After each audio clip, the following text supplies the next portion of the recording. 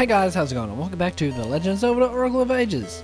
I'm the Desane. In the last episode, we finished up in Zora City and were given a Zora Scale as a gift. They helped us run into the captain of the Skeleton Pirates, which traded us the Zora Scale for a Tokay Eyeball. We went over to Crescent Island and found an underground tunnel, and followed the path which led us here to level 8, the Ancient Tomb. In this episode, we're going to make our way through and hopefully get to the 8th Essence of Time. Starting off with the first room here, it's just full of ghosts and with some lamps. You can light the lamps if you want, but it doesn't really help. You can still take out the ghosts in the dark. This owl statue gives you a little clue for this room. Basically just tells you to look for a chink in the wall. Blow up the wall just there to continue on. Oop, there's a heart I might just grab and continue on. Keep your bombs out and your sword because of these War Masters. Try not to get grabbed by them because you'll be taken back to the start. Bomb the walls and make your way south here for this chest with our first small key in it. So now we need to make our way to the south key door just there. Once you've taken out enough of the War Masters, they'll actually stop appearing, which is nice. So let's just make our way south and through this door here. In this room, we just need to use our equipment to put things on these switches. Just use the Chaos Moria here. And last of all, a seed shooter with the Ember Seeds while we're standing on that one.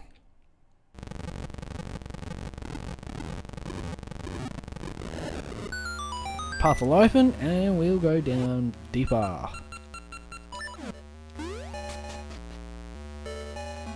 Since we can't go right, we'll continue north. And yes, this dungeon has these spinny things too. Have to deal with those in a bit.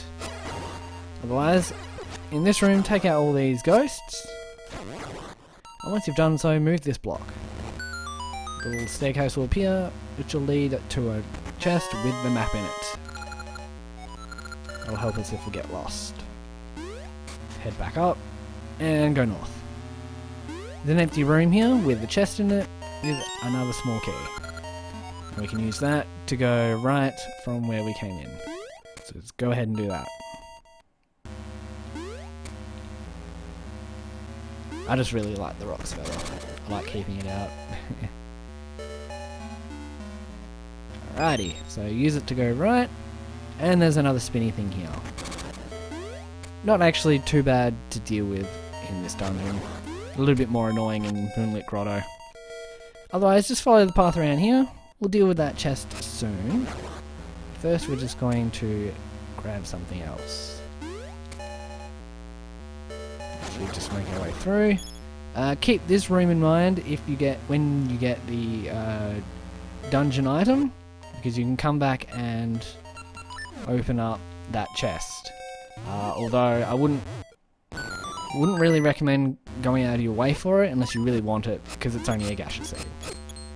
Anyway, make your way in this room past all the spike traps.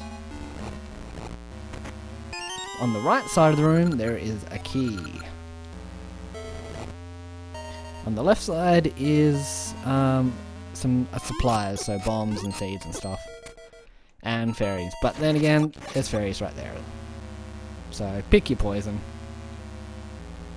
So let's make our way back. And that switch there, we actually need to hit. So we're going to go ahead and do that now.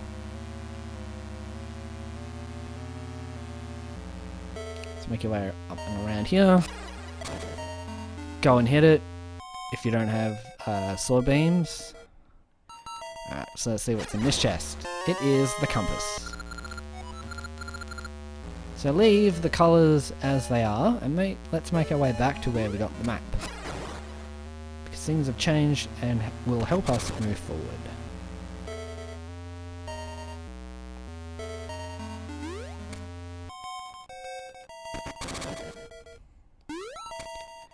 Alrighty, so as you can see, we've really only got, well, we've got two options, but recommended you go north. Because there is a key room here. these skeleton guys. Oh, rupees and a key.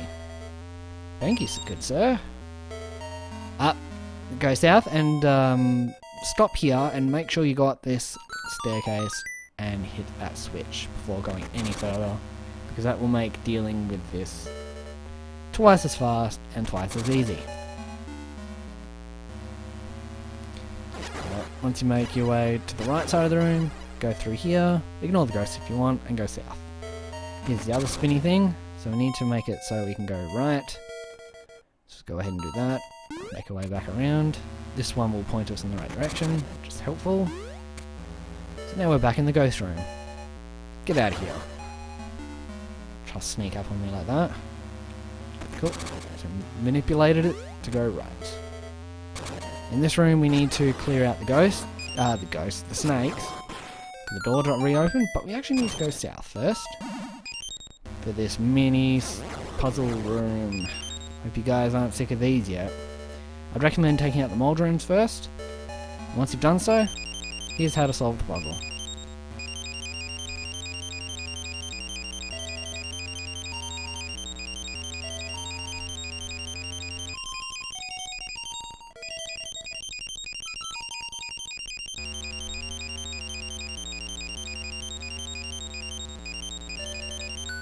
God, I hope that's not as loud as it is. Anyway, once you solved it, you get the chest with the power glove in it. So now we can lift even heavier items. Look out for this laser gun on your way through, but as a little note, if you've got the mirror shield, you can actually defend against it. Anyway, let's make our way back to the ghost room and go through that key door that was going north. Is there any more ghosts in here? No? Okay. Cool. So we've really only got one option here, go right. In this room, you may want to stop and take out all the bats, only because it'll make the next bit a bit easier. Otherwise, just go south.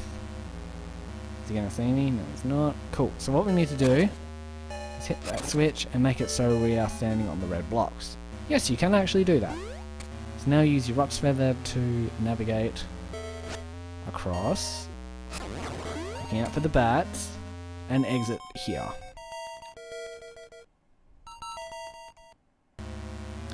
Make your way through this pretty linear path. And once you get to here, go down the staircase to go even deeper. Look out for the Gildos. And welcome to the supply room. This will just have lots of seeds, hearts, and bombs. And also anti-fairies.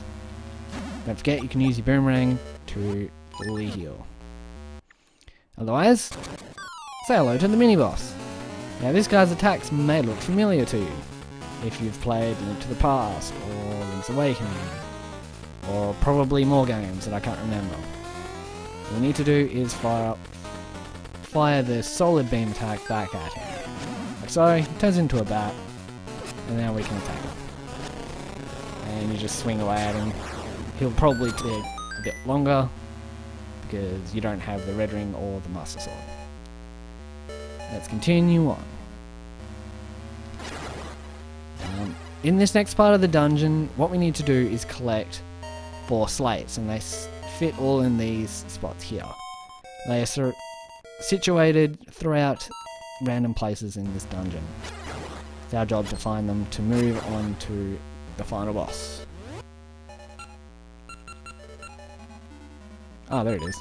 Looking for the long switch. Here you are. If you need to go back, just lift that statue and you'll be able to jump down. Look out for the jellos here, and keep going.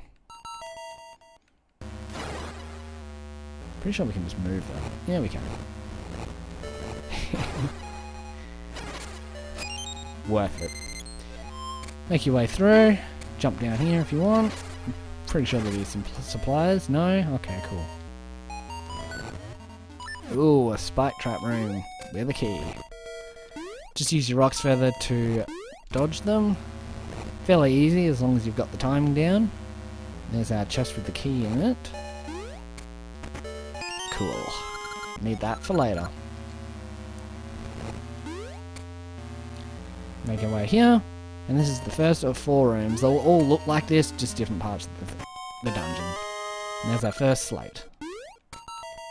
Now if we make our way this way, we'll be back in a familiar place. Because this is the supply room.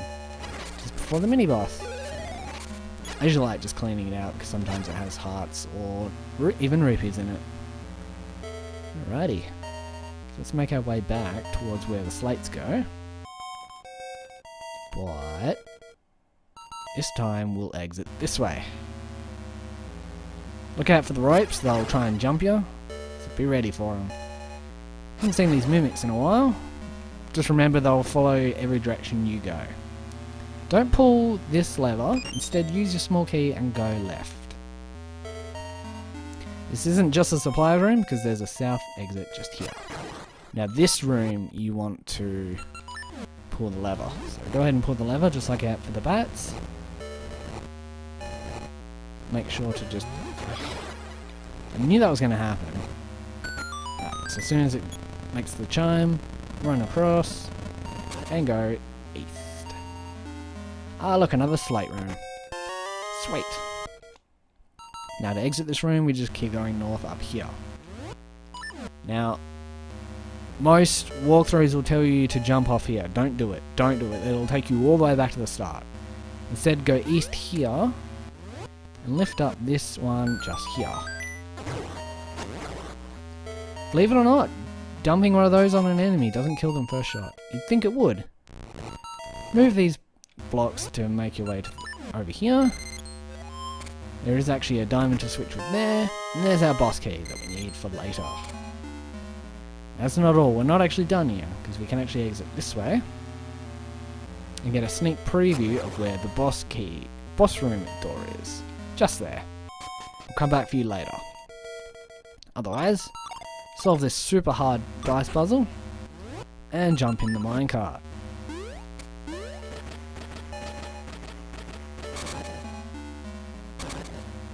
And welcome to the flying tile room. Now what I like to do is just hold out the mirror shield and stay in this doorway. Because as long as you're holding out, for the most part, as long as you're holding out the mirror shield, the tiles can't damage you.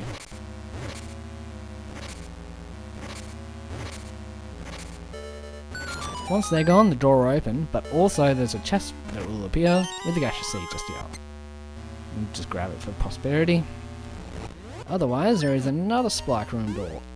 Spike room, trap room here. But this one will have the green ones in them, so just be careful. They're way faster than the blue ones. I totally saw that coming. Press this switch for the wall to open up.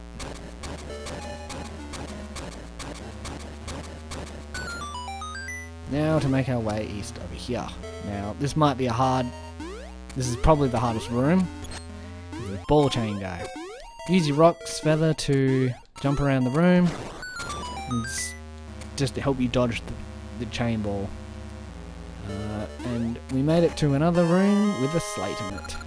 Cool. So just to make our way back, just simply jump into the minecart again.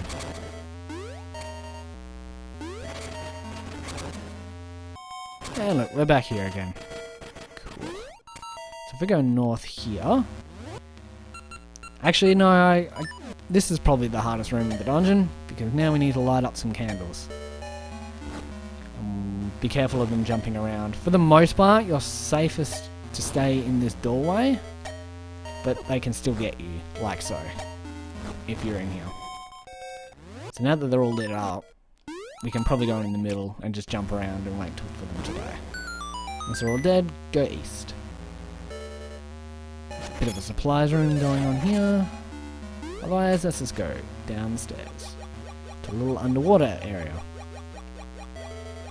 Bit of a Mario 3 thing, really, just an exit, an entry and exit.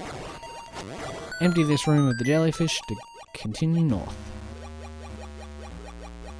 And welcome to the water slide. Now this part can be really hard. You got to be really careful not to fall down those little ditches.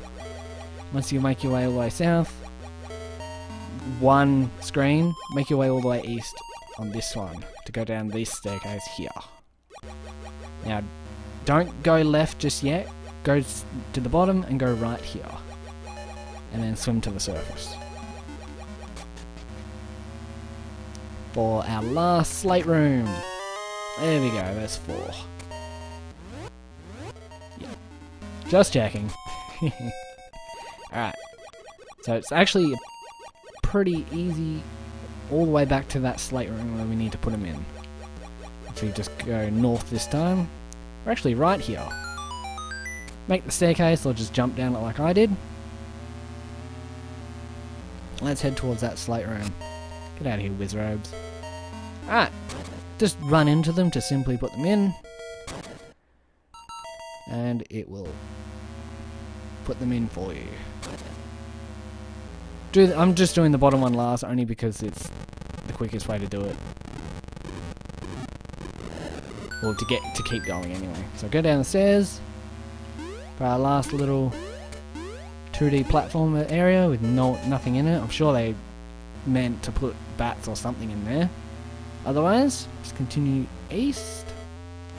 There's some bats in here with some bombable blocks.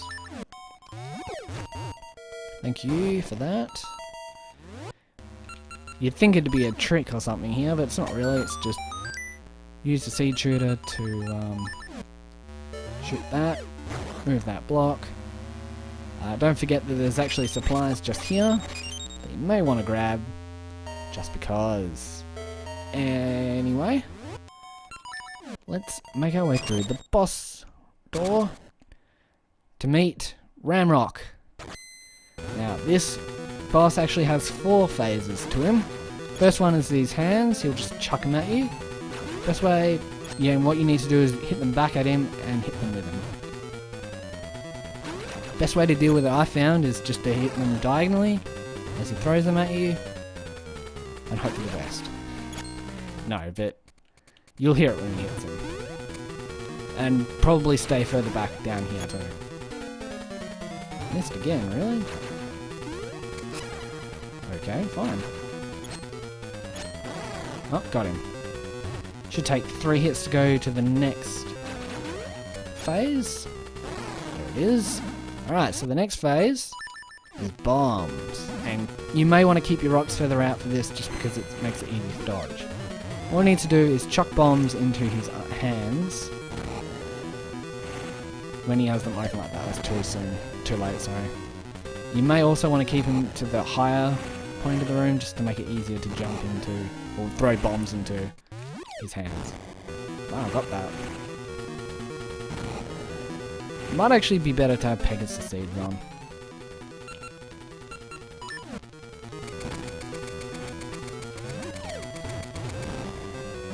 Alright, cool. So now the next one is Seed Shooter.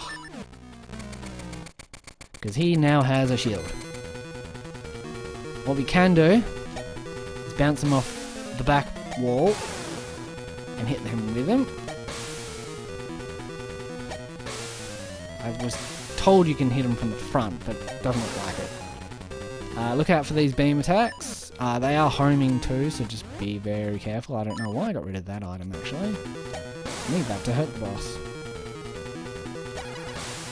Alright, cool. And now for the last phase. He now has balls for hands. What we need to do, unless he's going to do that. There we go, that's a good example. He'll throw one at you, and what you need to do is pull the other one, and then fire it back at him. I probably could have gotten 2 in there, but I'm just playing it safe. So just pull on the other one.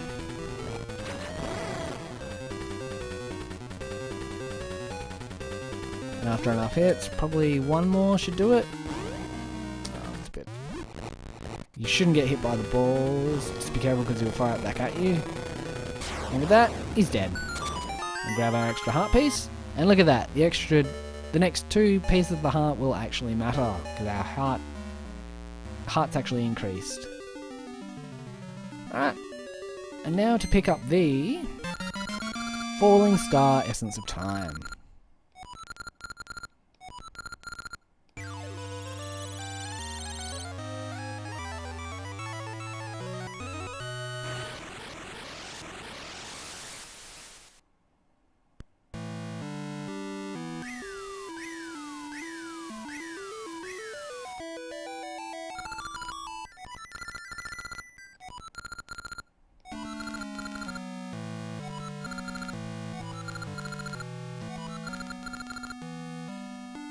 Well, you're going to be waiting a while, Maku Tree, because here in the past...